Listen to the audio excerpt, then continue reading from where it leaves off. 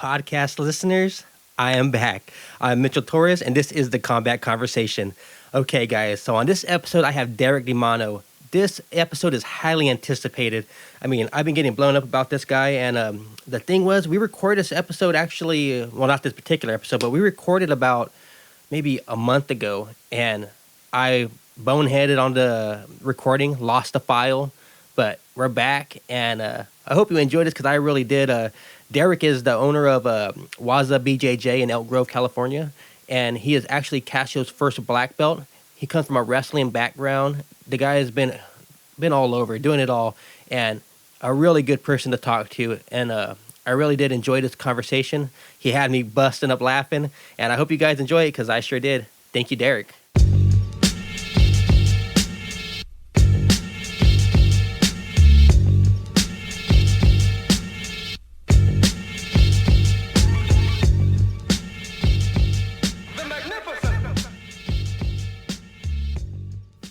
All right, guys, we're back, and this time everything's functional. We got Derek DiManno in the house. What's cracking? Not too much. Good to be here again. Oh, I'm so happy you're back, man, because, man, I was embarrassed to tell people that I lost the file, and I've been getting hit up so much about it, every day. When's that episode coming out? I'm like, soon. Not knowing that I had to come over here and get there because, man, I've been busy the last few weeks and running around, but we did it. Yeah. We're here. Well, it's good to have you back and do it. Your facility is nice. Oh, thanks. I've been here once before, but, man, it's really nice. I mean, I was actually looking around at all the decor and everything, and, man, this is an inviting place. Oh, yeah, appreciate it. You had a good class out here, too. Some killers on the mats. I know some of these guys. Yeah. Yeah, so how's everything going? How you been? Good. Just taking a little break, from competing. I did a couple tournaments or did the Pan Ams and the Masters Worlds and did a fight to win. Right. So now I'm just kicking back a little bit, kind of focusing on the business, and then hopefully next year get back to it and do some more competition. Oh, man, I can't wait. I love watching it. Everything that you've done lately is, man, high level, good results too. Really good results. Thank you. Yeah, man, that's nice. So let's backtrack. I mean, I've heard it before, and I don't mind hearing it again because, man, it is so interesting. So, what gets you into the gym for the first place? So I got interested in jiu-jitsu. It was back in '93. My brother showed me the first UFC, and I didn't really have much interest in martial arts. And he comes over there and he has me sit down on the couch and watch the first UFC. And when I first saw it, I was like sick to my stomach. It was like I couldn't believe this was happening, and I'm like, this can't be legal. And then I'm watching Hoist Gracie. He shows up and is super technical, doing all these crazy things, and I'm like, I want to do that. That's crazy because he's like kind of the every guy, skinny, no muscle mass, and I'm like, okay, I can identify with that. But he just was amazing with his technique, and I just said, when I'm done with school, I was in grad school at the time, or actually in undergrad, so it was another 3 years before I moved back up to Sacramento area, and then I found a place in Pleasant Hill. So I was commuting from... Wow, that's a drive. Yeah, Elk Grove to Pleasant Hill. Holy crap. I did that for like maybe 3 or 4 months. Went to Health and Cesar Gracie's place. Right. And then they finally got another black belt, Nino Shembri, who came out and started teaching at the Kovar School in Carmichael. And, he was real super high-level jiu-jitsu guy. So I was like, all right, great. I can stick to Man, talk Sacramento. about some distance, though. That's still quite it was like an hour, at least an hour and 20 minutes one way. So that's how bad I wanted to do it. Dude, that's it. So when you first seen that UFC, you already had a wrestling background, though. Yeah, I had wrestled from about 8 to about 18. When I got into college, I decided to, wasn't going to wrestle, just didn't have the heart for it anymore.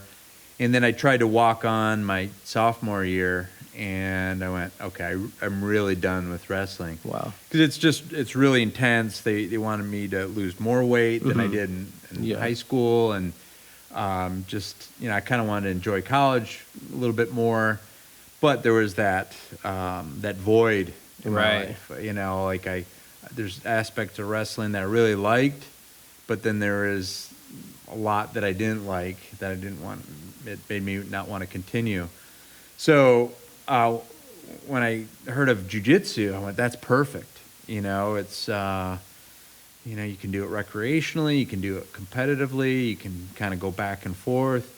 So it just like dropped down from the heavens. It was just like the perfect thing at the perfect time. Wow. So when you were toying around with the thought of jiu-jitsu, most people in classes, I would assume, I'm not sure because there wasn't many jiu-jitsu gyms where I was at, I would assume most of these guys are trained to be fighters, learning jiu-jitsu. Yeah, and I remember walking into Health and Caesar's place for the first time, and it was just a bunch of killers. It was like it's hard for most people to walk into a jiu-jitsu school, right, or even any activity. It's intimidating. You try yoga for the first time, it's intimidating, and then add on the fact that it's fighting that you're learning. Yeah. And then walking into that place, and there's just all these killers on the mat, and I just remember walking in and everyone looking like kind of over their shoulder and looking at me like I was a piece of meat and they were the hungry lions, and I'm like, oh.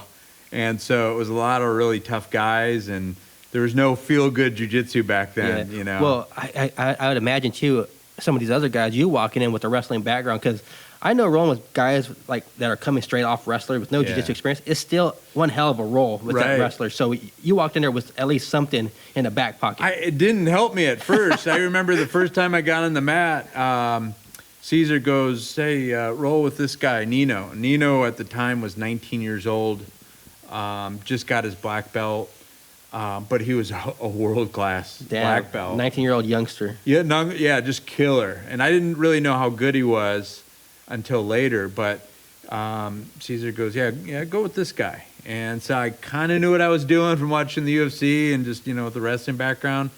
And Nino just, it was like a cat and a mouse, just playing with me. And I remember getting that done with his like 6 or 7 minute roll, and I'm gassed. The room is spinning. Yeah, I used every last ounce of energy, and then Caesar asked Nino, like, what do you think? And he said, yeah, it's pretty good. And he just killed me. So to get pretty good, I was so proud of that. Like once I came to from not being able to see and the pounding headache that I had from not working out for 6 years. So that's funny, because that exhaustion point that most people will never understand until they get there, and you talk about being that point and dealing with it. I've had a buddy one time that never trained before, but he wanted to roll really bad. Yeah. And he's like, I run, I can do everything. So I rolled, and I probably went 30% on him. Yeah. But, maybe about 8 minutes, a couple 8-minute rounds. Yeah. And he was dying, exhausted. And my other buddy was watching, and he goes, I've never seen anybody that tired, not even since I was a little kid. Yeah. And that feeling I get kind of used to, Sure. But man, you come from a wrestling background, walking to the gym, and you get to that point. But that's. Well, it's tough being an ex-wrestler because you develop a little bit of an ego. Mm-hmm. You're used to that wrestling pace, and you can't use that pace in jiu-jitsu. Right. And part of wrestling is it involves a tremendous amount of conditioning, because the rules of wrestling aren't the most efficient, right? And so, that's why wrestlers are some of the best athletes on the planet, because you need that athleticism and that conditioning to kind of compete under those rules, where jiu-jitsu is a lot more efficient. But even when you're starting jiu-jitsu the first time, you're going really hard, you're trying to keep that wrestling pace, and you don't have the conditioning, right?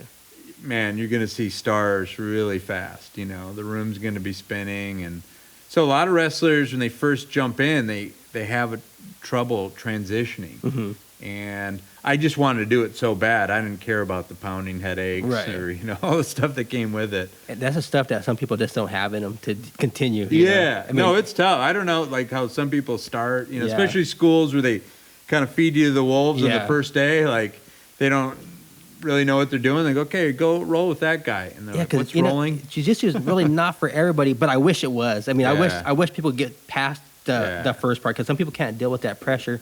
A lot of my friends, I wish they could get past the first few months. Yeah. I think if you get past the first few months, then you know if it's for you or not. I think usually for most people, it's like 4 to 6 months is the Right. big hurdle. Yeah. Because it's a bunch of things that are involved. It's you're doing something new, so it's a new habit. Right. Like you have to show up. It's really easy to get out of that habit and say, I'm going to take a couple days off.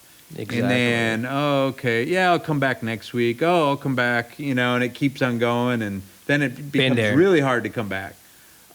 So, there's a million different reasons why people quit, but I think that's one of them is that difficulty finding a habit, and then getting past that frustration Right. of you're dealing with a huge learning curve in the first 6 months. And so people want instant results in jiu-jitsu. You Yeah. got to be in it for the long haul. Right. Yeah. Yeah, and I'm barely figuring that part out now. Now I'm like looking back at everything I could have been doing. I'm like, man, I missed so much time on these mats. It hindered my ability of learning and everything. And now Sure. now I'm trying to play catch up.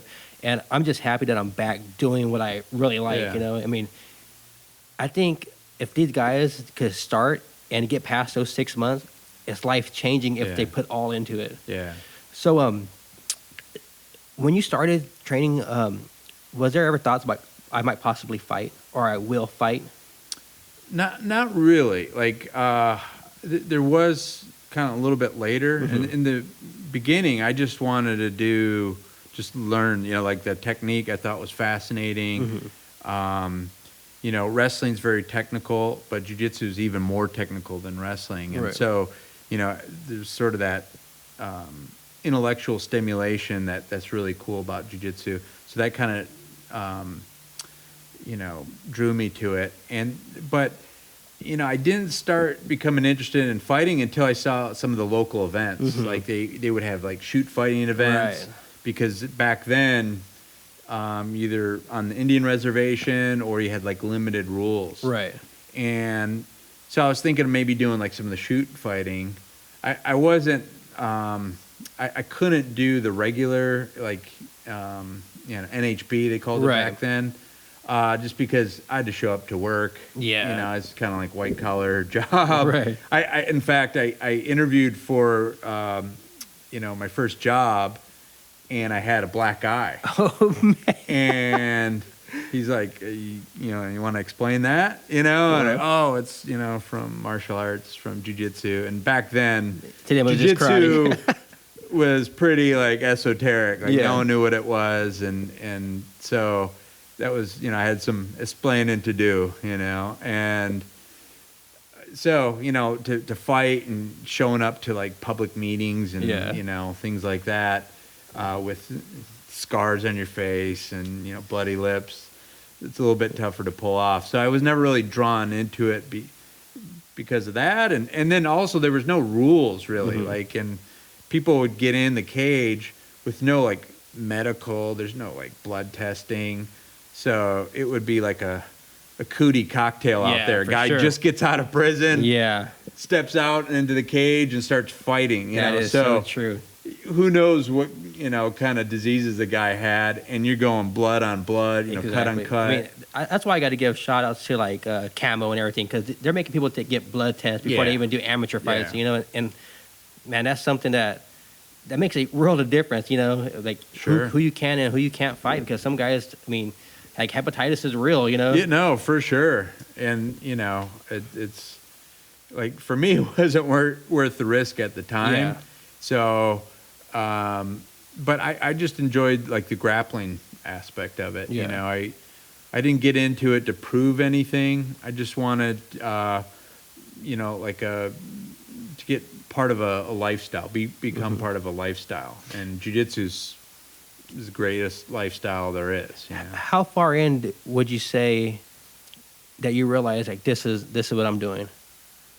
Like for a living, or just I'm like- going to stick with. Yeah. just Oh, sticking like with day it. one, Day I one, go, wow. yeah, I'm sticking with this, you know. And you know, like I said, it wasn't easy the first day, you know. It was like intimidating. Like day 2, I think I went against this judo guy, and he did a trachea choke. Oh, shit. And just cranked on it with all his might. And you know, I tapped, and I couldn't swallow for like at least a week. Yeah, that it shit hurt so sucks. bad. Yeah, but I couldn't wait to get back, you know, and keep training. And so I knew, like, right when I got in it, you know, I'm going to be doing this for forever until I can't walk, until I can't do it anymore. So, So just in case people don't know, you're actually Cassio's first American black belt, right?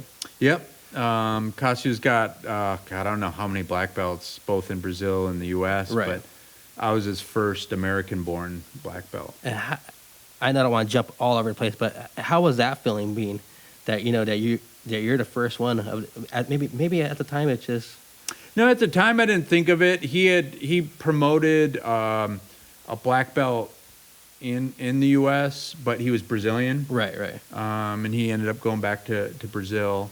And so when I got it, I wasn't thinking about that. Yeah. Not at all. But you know, it was just kind of a crazy day because I was telling you before, that was the second time I got choked unconscious. It was the day I got my black belt. I showed up there, and Cassio goes, "Hey, you wanna roll?" You know, and I'm like, "Yeah, sure." So I was there about like good hour before the class start, when we were gonna do like the ceremony and stuff. And so I'm rolling with him, and he gets in a good collar grip, Yeah. and then he gets the other hand in like for a cross choke, and he has his foot or his feet on my hips, and I jump and I like pass his guard. Ooh. And I'm like, oh yeah, I passed his guard. And then he's not giving me any resistance. I go, oh, I'm going knee on belly. I'm like, yeah, knee on belly, all right. And then I go to the mount, and I'm like, man, I'm golden. I can't believe it. I just got the mount on Cassio. Damn it. And then I wake up and I'm sitting on my butt. Cassio's got me propped up, hands underneath my armpits. So I wake up and I just see these brown hands I know aren't mine. Right. I'm confused because I don't know where I was at. And he said I was out for a long time. Wow. Because I go, how long was I out? And he goes, man, a long time, man. Scary, And so I'm looking down, I see these hands, and he's kind of like moving my shoulders. Yeah. And I just wake up, and Oh God. and I'm like, am I in prison? What's going on here? And I look up, and I see a couple other guys rolling, and they're looking at me, and then I look back at Cassio, and yeah, that's when he was a little bit scared. Yeah. But I had got to the mount. Cassio just kept the choke, and so I probably went out, and he didn't know I was out. Uh-huh. So that was that was a brutal day. That's so but he funny. made up for it. I got my black belt later that All day. worth and it. Yeah, it was definitely worth it. Dang it. Yeah. So, when you came up in the gym, you came up with a lot of local guys, remember, that have their own gyms that are just straight Sure. killers. I mean, Yeah. right now I see the gym, and there's so many good guys, and there's so many black belts that still train. Sure. But you're at a different time, and now I can't imagine being in a gym with all you guys. Yeah. What was that like? With you guys pushing each other to get better? Yeah, we had a lot of good guys to train with back in the day. Everyone kind of branches off and opens a school, or life gets in the way. But back in the day, we had a lot of really good guys to train with, and again, you don't know any better. You don't realize just all the talent that you're dealing with, and so it was just a normal day. And then you Yeah. kind of look back and reflect, and you go, wow, there's a lot of killers in that room. Yeah, man. Because when I look at you guys' lineage and I see all the people that are promoted, and I'm just like, man, there was magic in that room. You know? Yeah. I look back, I'm like, I really look at it, Yeah. I'm like, man, I wish I could have been a fly on the wall and seen everything that happened with you guys. Well, yeah, and probably a good, I don't know, I'd say 60% of the jiu-jitsu community, even maybe more, Right. is kind of like from Cassio's lineage. Mhm. And So yeah, he's like one of the godfathers of Sacramento Jiu-Jitsu for sure. So I know a lot of the guys that have schools in the areas, and yeah, came up with them. So, I don't mean to jump around, but I have so Sure. much in my head right now that I want to talk Jump around about. all you So want. you come out here to Elk Grove, Yeah. open the academy. Yeah, The teaching aspect, yeah. was that something like you kind of worried about? Like, man, how am I gonna get people in here? Or did you know that they're gonna come? They're gonna want to be a part of this. Oh, I had no idea. I started my professional life was as a city planner. Okay. So I worked for this consulting firm for 13 years, and then lost my job in like the recession, like 2009. And jiu-jitsu is something I would love to do for a career, but I never thought really there's a market for it, and so I never even thought of it. Cassio asked me one time, said, hey, how about open a satellite school? And I said, Cass, I'd love to, when I win the lottery, but Right. to give up a good paying job and take that risk, man, that was just, it was way too much of a risk. And so with the family and everything, I couldn't do it. Right. But then when I lost my job, someone said, hey, why don't you do what you love? And I went, why not? Because at the time I couldn't get back in my profession. And I just decided, okay, I'm going to go for it. So that was about 2010. And, so you're still in the recession. Yeah. And I go, I don't know how I'm going to make this work, but I have really nothing to lose. And so I opened it up, here in the town I grew up in, and had 0 students, and I go, I don't know if I'm going to be able to pay the bills. Mm-hmm. But, here I am 8 years later, or almost 9, and, I went from 0 to, I think the largest we ever had was like 309, Wow. That's So, an army. Yeah. So, and it's just that slow, steady growth, and, just chipping away at it, you know, and not having any expectations, just going, I'm going to just do what I love. And hopefully other people can appreciate that. And, One thing I'll say, besides producing killers on the mats, you actually, some of the people I've met from your gym have great character. Yeah.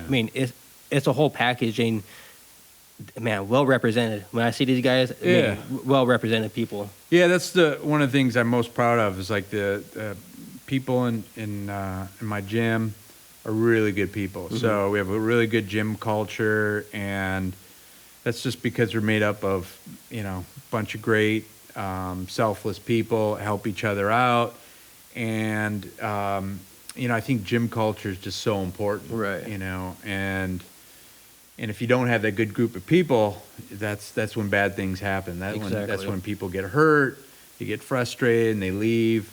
But we have a real supportive climate, and, I've just been really lucky to have a group of people like that, which really helps the gym grow. When you have people that love jiu-jitsu and are giving and open with, what they know, it attracts other people, and it just keeps on growing. And that is so great, man. Yeah, when I see these guys out here, or even at the tournaments or whatever, man, they carry themselves as professionals. And you don't see that. I've seen guys at tournaments get mad, lose matches, throw things at the wall, yell. Yeah.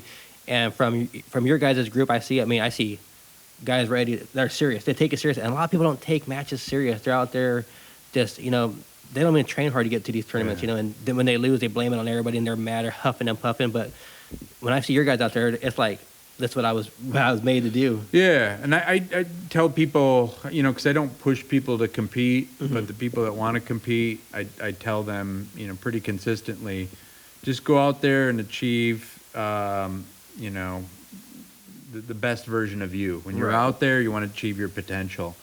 And it takes away like a lot of the pressure, because there's things inside your control, which is how hard you train, how many times you show up on the mat, how you analyze your game. There's a lot of things, your nutrition, your conditioning. So all those are things out inside of your control. What's outside your control is, injuries, the type of refs that you get.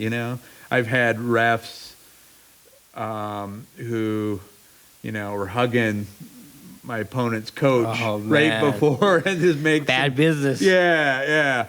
So I've seen it all, and there's a lot of other things outside your control. Like just you go to a jiu-jitsu tournament, there's no seating. Yeah, I think they're starting to do that now in the IBJJF. Yeah, but before you sometimes you'd have 50 guys in your division, and you could have the best guy. You could be the second best guy, and you have the best guy.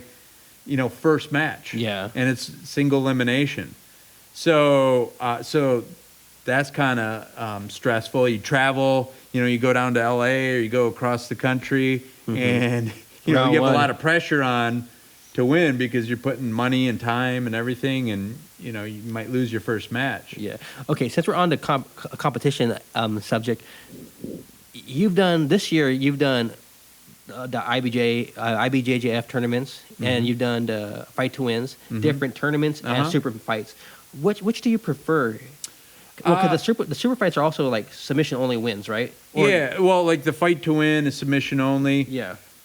That was a lot of fun. That was the first one I ever did, and that was a great time. I really liked it. 8 minutes was, perfect amount of time. And a very entertaining 8 minutes. I'm going to tell you from your match, man. Yeah. Okay, I touched on this last time, but man, you guys go watch Derek's match at Fight to Win and feel the energy coming off from the audience. It was crazy. I've never seen nothing like that. A couple crusty old guys going at it. So. But the crowd was going nuts. They were going nuts. That was fun. Yeah, to compete in front of people. Yeah. Is awesome. And to have like Cassio's crowd and the Waza crowd there. Marcus had a lot of people in his corner, so it just made it fun. Oh, it was so electric. It made me sit back and actually look at everything because I was there watching all the matches. But when you went up there, I had to step back and look at it, and I tried to put it into perspective.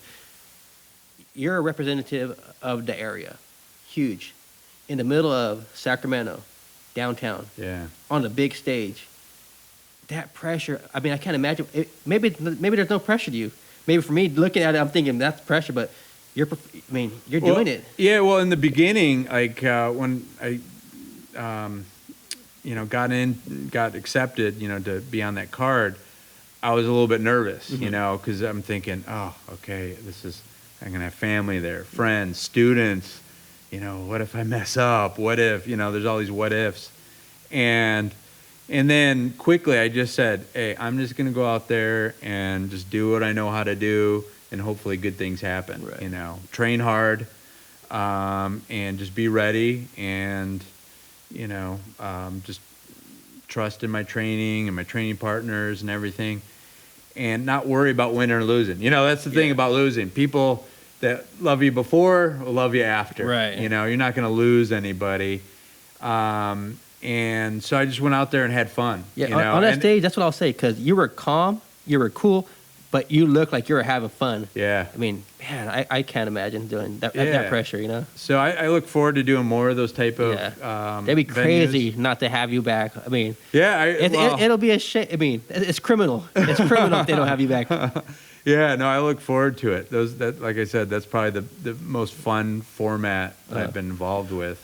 What was your training like going into that? Since it's 8 minutes. What was that training? It's pretty much the same as when I do the regular tournaments. Again, in the Masters division, you're doing 5-minute matches, and you might have 4 or 5 matches. So I kind of train the same way, and I do a lot of interval training. So running, swimming, a lot of the cardio machines, and I'm a big fan of intervals. And then do a lot of drilling, a lot of flow drills. I try to get on the mat 5 to 6 days a week. Damn. And make sure I'm doing like supplemental conditioning. About at least 4 days, pretty intense conditioning. And diet, what's the diet like? So I always eat clean. I changed my diet like right about when I started the gym, because I was kind of fat, and I didn't want to be a fat martial arts instructor. So The walking billboard you wanted to be. Well, one of the things, because I was at my heaviest, I was about 196. I'm about 165 now. Oh, wow. And I didn't eat well, and so I thought I did, and then I learned a little bit about nutrition. I went, oh man, I'm way off. Going off that 1980 pyramid. Yeah, well, yeah, that's part of it, and just like, well, I only drink 2 Cokes a day, and I have my rice. I have, I didn't know what I was doing, Right. and then I started learning about nutrition, what healthy eating was, and then just slowly I started dropping. Did a couple matches at middleweight, and then eventually got to lightweight. But I was just learning some basic principles of healthy eating, and it changed my life. And So your weight class is lightweight when you compete? Yep. Dude, you're huge for lightweight. I don't know. Yeah, I think so. I'm looking at you right now. I think you're huge for lightweight. I used to be like, like I said, 196, 197 at my heaviest. Right. And I was doing jujitsu, and I was also like running marathons, like doing marathon training. I need to get your diet plan, man. But I was stuck at 197, and I just look at these pictures of me like a fat blob, running, and and I just was eating probably so many calories and just of the wrong food. And now I feel much better. I have more energy. I'm obviously a lot lighter, and it changes your moods. It's just there's so many benefits to eating well. Yeah, like for me, I walk around like 190 something, sometimes high 90s. But when I compete, I go down to 176 to make the 181 gi weight, and I look exactly the same. The only thing you can see is my cheekbones a little bit more. That's it. Other than that, like I'm pretty much the same. Yep. But I think maybe because I've taken so much salt, from foods, maybe carbs, too much carbs. Yeah, well, I mean, there's so many things people are doing wrong, and you see it like with a lot of wrestlers.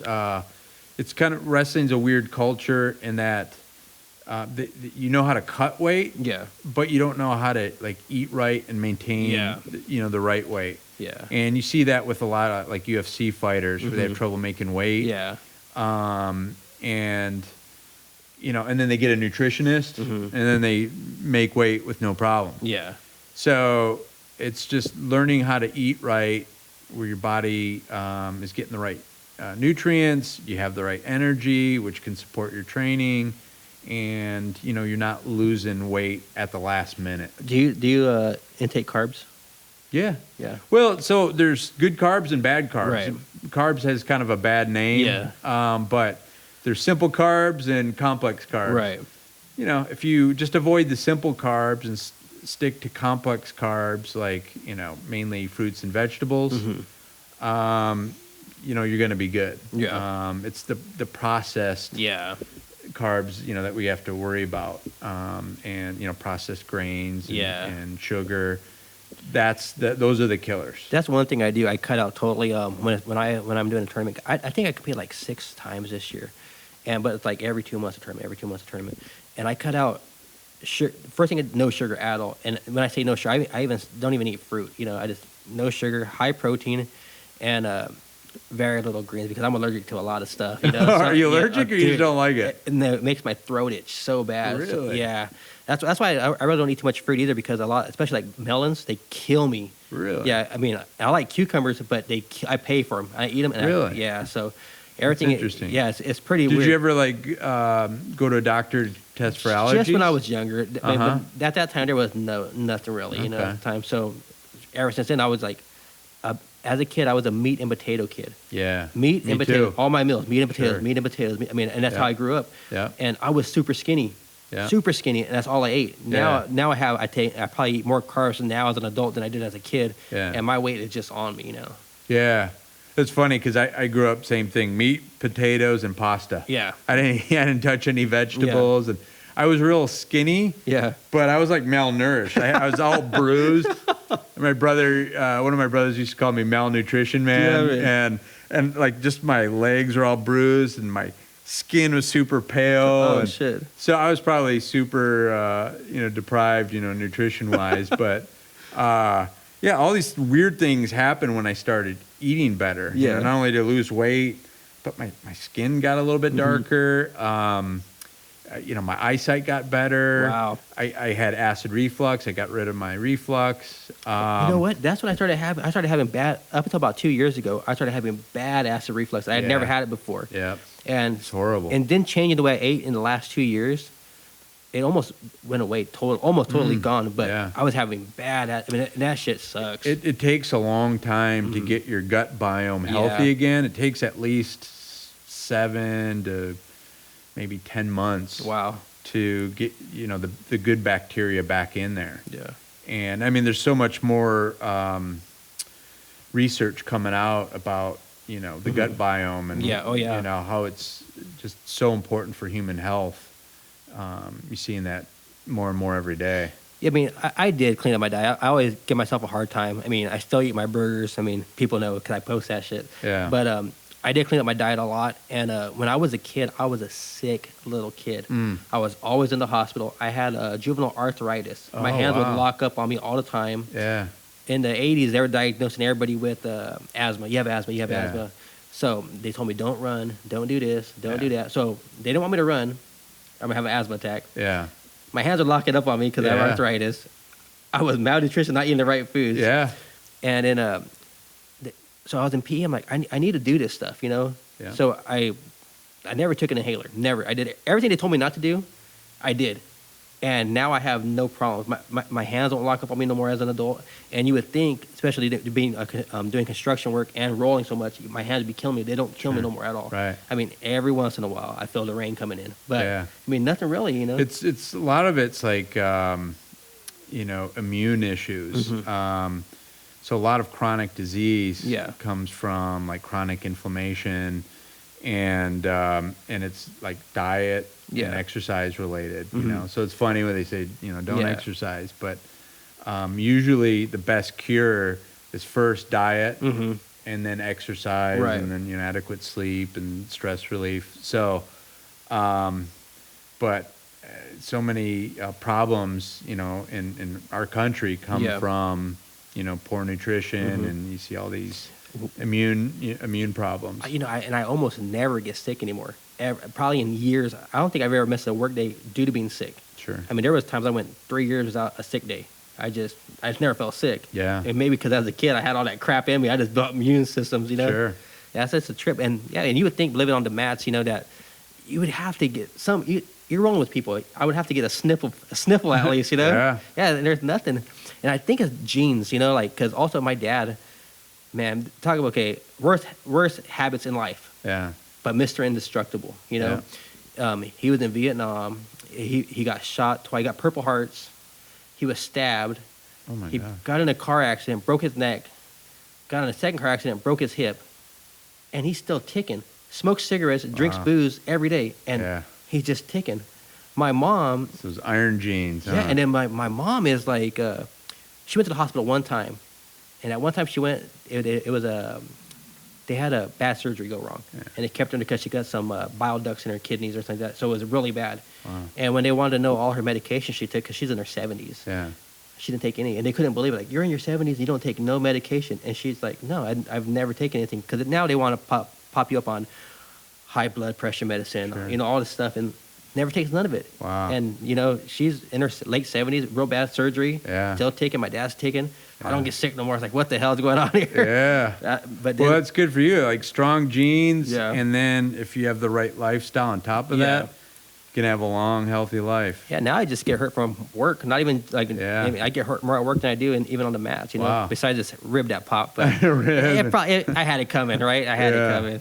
That's what I get for having a tire around my waist, trying to go upside down. Something's bound to pop, man. It looks cool to go inverted, but sometimes you have to pay the price. It's true, man. So, we jumped off subject, man. So, the IBJJF style tournaments. You're feeling those, like, is that the goal? The masters, the pans, and all that stuff. Yeah. I just want to go out there and just keep my skills sharp. I mean, I'm like 46. I just want to go out there and just compete to evolve, get better. And so I'm not really concerned about like what tournament I'm doing or whatever. I just like those because, you know, you can get some matches, you know, go in there and you see 30 guys in your division. There were some tournaments, you know, you might see two, right? Yeah, and you get a match. Yeah. So you don't want to train, you know, for a month and a half and then end up, you know, getting one single match.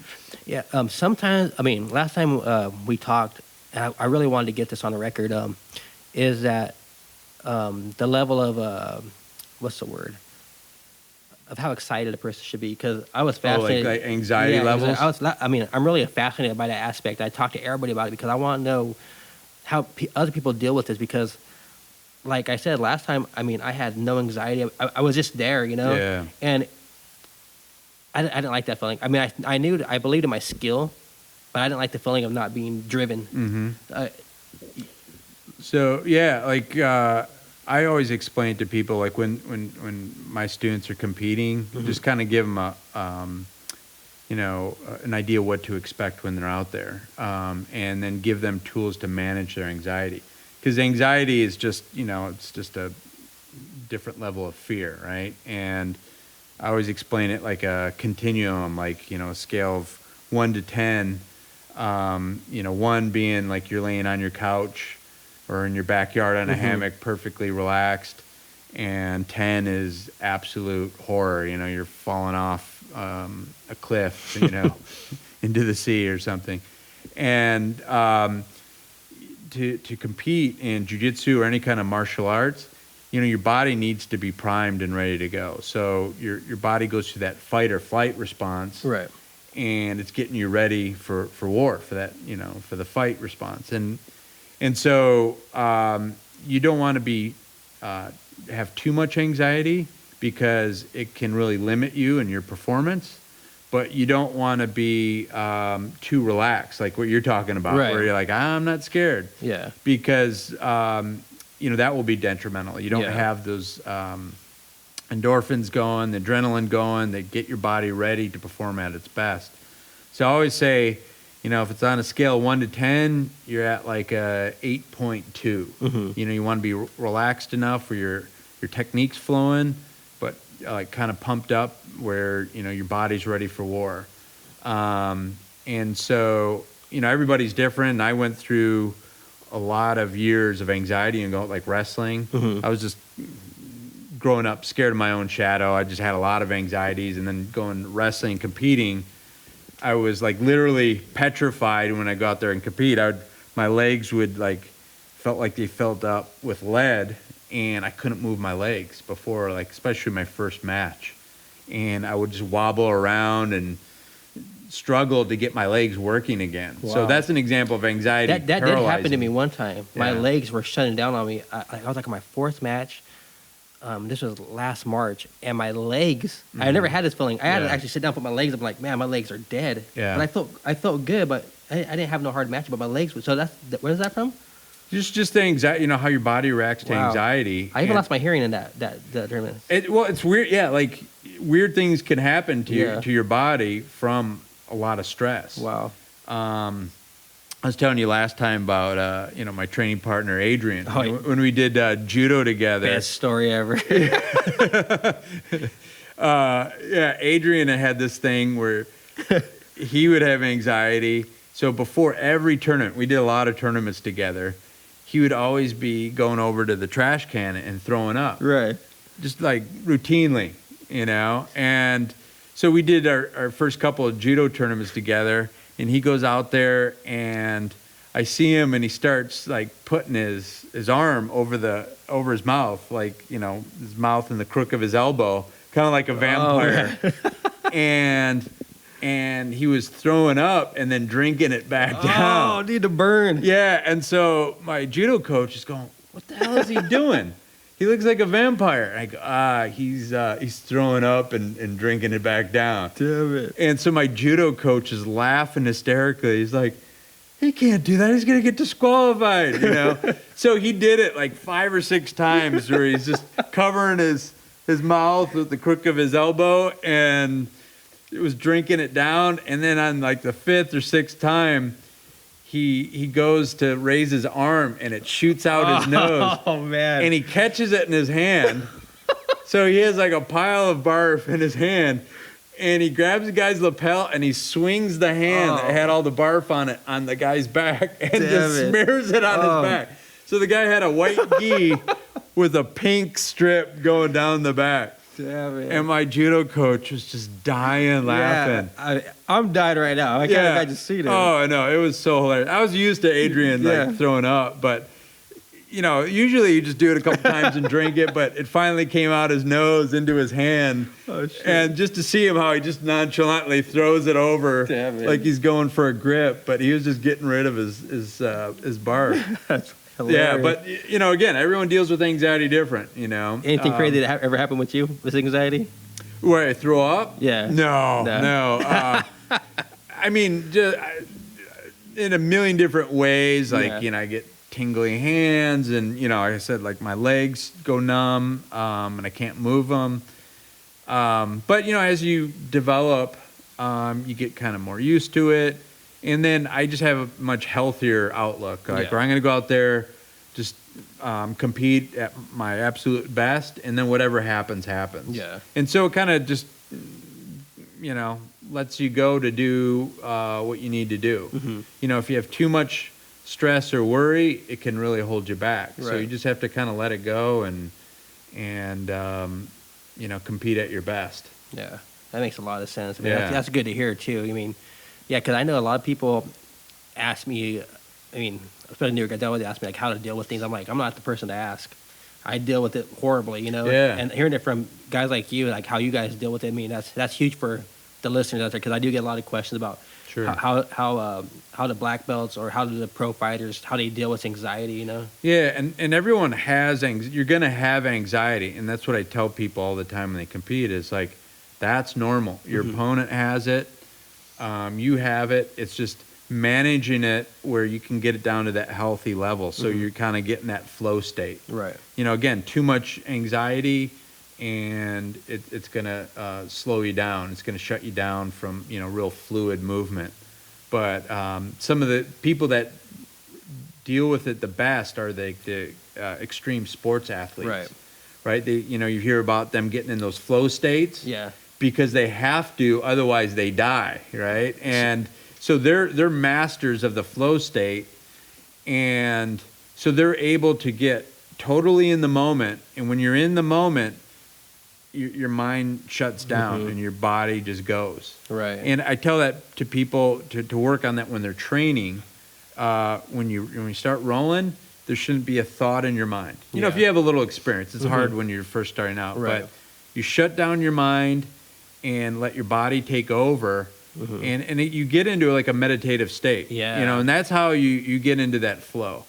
So you hear about people that, you know, like, you know, smoke pot, or you know, some people that, you know, that drink and then they roll. Yeah. And they go, man, I felt amazing. You know, and part of it is you're just reducing all that noise. Right. And you're in touch. Yeah, you're kind of in touch with your body, and your body just kind of goes like it's a machine. It's performing at its absolute best. Not that like alcohol or drugs is ideal for competing, but you can get into those flow states sometimes. Right, that makes sense. Yeah, just like musicians, you know, musicians go into that zone where they're just making it happen. Speaking of like extreme sports, you know, getting in a zone. What hobbies do you have besides? I mean, this is life right here. Mats, but what takes your mind off these mats? Well, I guess a lot of nerdy stuff. Like I read a lot, listen to podcasts. You know, like outdoor stuff. You know, I don't know. Mostly just being curious about the world. Right. You know. Yeah. Like jujitsu's that's my hobby. Yeah. That's what I do for, you know, entertainment and you know, getting community. So and, you strange know, that this socializing. Sport is everything sometimes, you know. It's my profession. It's my hobby. So I just do things kind of totally different. Because all the things I do that are similar, like any kind of like, you know, let's say conditioning, like running or biking or swimming, they're all kind of related to jiu-jitsu. You're doing it to help supplement your jiu-jitsu conditioning. And just pushing your body the whole time. Yeah. So but I just like being curious about the world, and that's why like books and podcasts really feed that curiosity, and that's what entertains me. Yeah. I don't really watch TV that much, and so when I can, I'm always got my earpieces in, and I'm listening to like an audiobook or listening to a podcast or audiobooks are huge, man. Sure. I listen to audiobooks at work. I listen to podcasts at work. Yeah. I'm working and I got my mind elsewhere. I listen to a lot of comedy stuff, a lot of stuff like just interesting stories, like crime stories. I like all that stuff. And man, that's pretty much my hobby. Because I go to work, after work, I wake up, I work out, go to work, after work, I'm on the mats, and then I go to sleep. In the meantime, I'm at work, I'm just listening to stuff, just trying to get my mind somewhere else, not that I don't like my job or anything like that. It's just that sometimes it becomes repetition, I do it, but man, there's so much interesting stuff out there. Well, and the good thing about like audiobooks and podcasts is you can multitask. Yeah. Let's say you have a commute into work. Oh yeah. Or you're mowing your lawn, or you're running. You could be listening to something and while you're doing something else. Right. And my day is I have kind of a long day. Yeah. Because I work from like 9 to 9. That's my day. Yeah.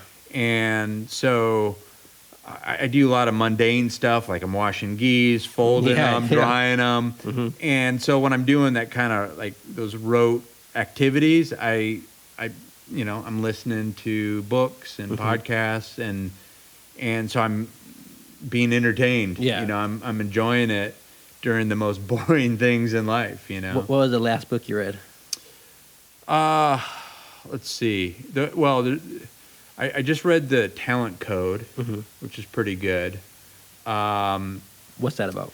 So Talent Code's about kind of like elite athletes, anyone that builds a skill where they're, excel in a certain activity. Could be anything. Could be music, sports, entertainment. And it's basically, how to do like deep practice. There's like kind of 5 aspects of being really, really good at something. Right. And so kind of covers how to do that. So it's more like for people that are really excelling in one thing. So if you're competing at the highest levels of jiu-jitsu, I think this is kind of a good book for you. Right. Or, in music or whatever. So I don't think it's something that helps the kind of everyday person. Right. But it's good for people like trying to achieve the absolute best in a certain field. And it's all around this concept of myelin, which is the coating around your neurons. Oh shit! So the more you practice, and the more intelligent the type of practice, it builds this myelin, this coating, and it just makes the electrical communication in your brain more efficient. Yeah, like faster receptors. Yeah. And so that's why, when you get older and you get a little bit slower, that myelin starts to dissolve a little bit. Wow. So, That's so that was I like books that just, are like kind of good general knowledge, but kind of apply to, what I do as well. Right. So, but the subject matter kind of runs the gamut. I listen and read all kinds of stuff. The last book I read was Stitch Duran's From the Field to the Garden. Oh, cool! Yeah, that was interesting. Plus, because he's from the pretty much general area where I'm from. Yeah. And, and his story was incredible. I mean, growing up, he grew up like on a. It's so weird because it wasn't really.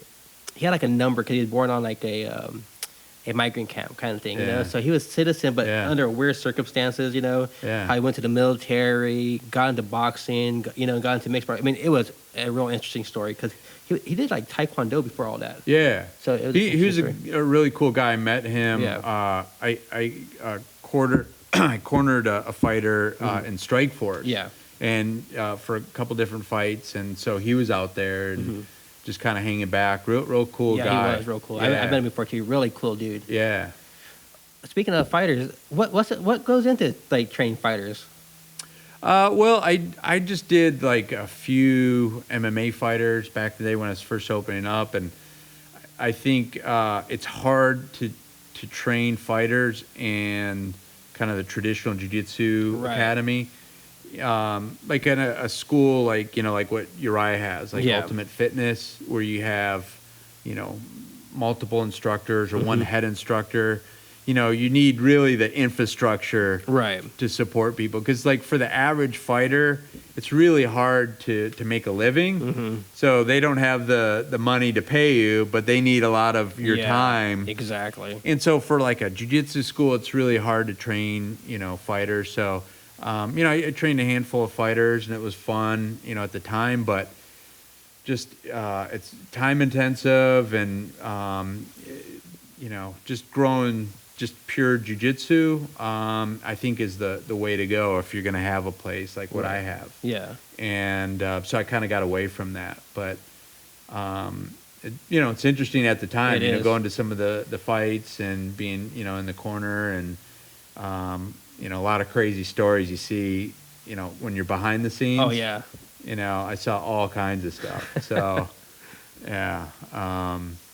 I remember one time I was watching Fedor and Dan Henderson fight in Strikeforce. Oh, yeah. I was in the background. What's that? That was San Jose, right? That one was in Chicago. Oh, really? I think. Yeah. Okay. And there was like, I won't say the fighter's name, but one of the best welterweights in UFC history. You can kind of figure it out. Kind of attacked a guy in the locker room while it was going on because he got in his way, like was sitting in front of him, and he just comes out of nowhere and pushes him and starts this crazy fight in the locker room, while the Fedor match is going on. And by the time the fight in the locker room ended, the fight ended, out there, and Anderson ended up knocking out Fedor. Yeah. So he missed the fight, and then the fight continues after. And it kept on going, and so it's kind of cool being in the back and seeing the chaos that sometimes happens. But so I enjoyed it while I did it, but it's not something I wanted to pursue and be around fighters the whole time. But yeah, I'm glad I did it. It's a crazy sport, man. Oh yeah, it's a crazy sport. Crazy people, and it's it's fun to watch on TV, but it's like for me, I just enjoy working with jiu-jitsu people. Yeah, that's true, man. All right, man. You know what? We're an hour in, dude. Cool. I can't believe it, man. I mean, there's still so much more I want to touch on. Yeah, still so much more. But what's going on? How can people come out here and get on these mats with you? You can come by, like if you're, moving into the area, you're already doing jiu-jitsu, come on by, go to our website, wazabjj.com, or go to our Facebook. Today's podcast is brought to you by Royal Star Inc. Custom T-shirts. Hey guys, do you ever go out looking for T-shirts but you can't find what you want? Or maybe you have an idea of something you want to put on the T-shirt? Or does your team not look like a team because you guys are wearing old logos, mismatching, different colors? That's not a good look. But Rudy at Royal Star Inc. got you covered. Hit them up for quality T-shirts, custom designs, fast turnarounds. They look great, they feel great. For sure, you've seen me rocking their gear before, and I'm going to tell you some of the best stuff I have. Follow them on Instagram at Royal Star Inc. Improving our world by improving our community, by improving ourselves. The mission at Wernick Family Jiu-Jitsu is simple yet global in the scope. They provide world-class instruction in Brazilian Jiu-Jitsu and a fun, family-friendly environment. They want to help every student reach their full potential both as an individual and a contributing member to society. It's a fun place, so guys, if you want to get in shape, if you want to challenge yourself, bring your family in, bring your friends in. We'll see you there. Wernick Family Jiu-Jitsu, located at 1801 Kaler Road, Suite 10, right next to In-N-Out. Call 916-771-0525. Ask for Darren. Inspiring musician, future podcasters. If you're looking to jump into this business, look no further than Tony Edelman at the Mystery School Podcast. For your editing, mixing, and mastering needs, get your sound right. He has a cool podcast too, guys, so give it a check. So if you really want to do this and you're looking for the right sound, Tony is the man. Hit him up on Instagram at the Mystery School Podcast. Tell him Mitchell sent you.